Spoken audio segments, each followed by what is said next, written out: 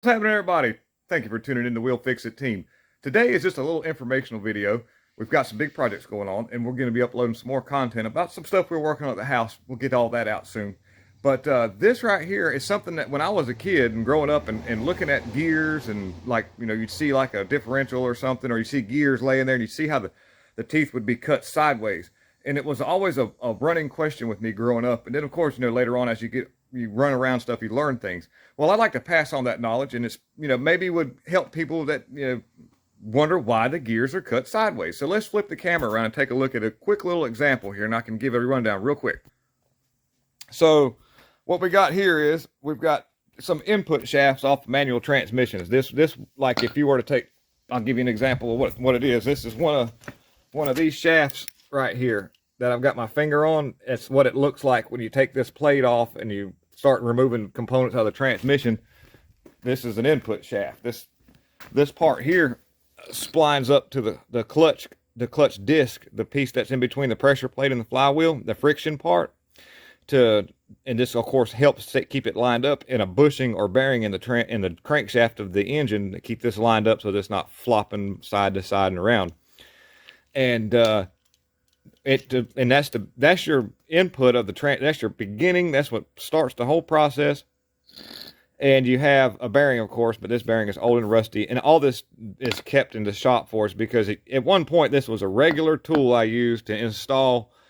And I still every once in a while get an old school in there. I'll use this tool to install like that bearing that goes the center bearing in the flywheel and or line up a clutch disc. I have a whole drawer full of those little plastic tools. They're handy for late model stuff. But as you can see, the gear itself has got a sideways cut to it. And you're like, how does that even work? And of course, I've got another input shaft just to give an example because I'm just trying to make this video quick. And this is very, very relevant. This works. You would see that that mash, that they call it lash, or that pitch.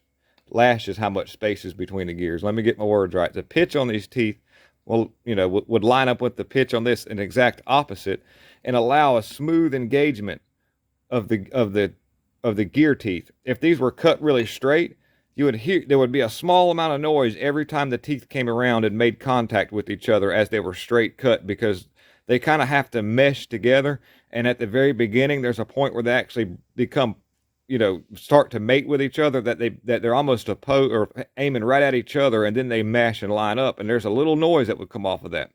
Anybody that's messed with any gear drives on the front of an engine, like a 350 Chevrolet, gear drive for your timing chain, instead of having a timing chain, they'd take away that and put a gear driven Jessel, and you could opt out for a straight cut or a pitched cut tooth. And the straight cut tooth was advertised as noisy, and it would give you a sound sort of like a Roots type supercharger, because a lot of those gears are straight cut, and that supercharger would, hey, listen to that thing. And of course, to me, that was, we'll go on. I have an opinion about that, but you could order that same gear drive with a pitch tooth, and that would significantly reduce the sound or the level of noise that would come off of the teeth. By being pitched, they can line up with each other and sort of lay together. And not only with the teeth cut at an angle like that, have you not noticed that you can, with the same sized width on this gear, you've actually got more area of tooth. So that means you can put a little bit more power on these. They'll wear less because there's more material.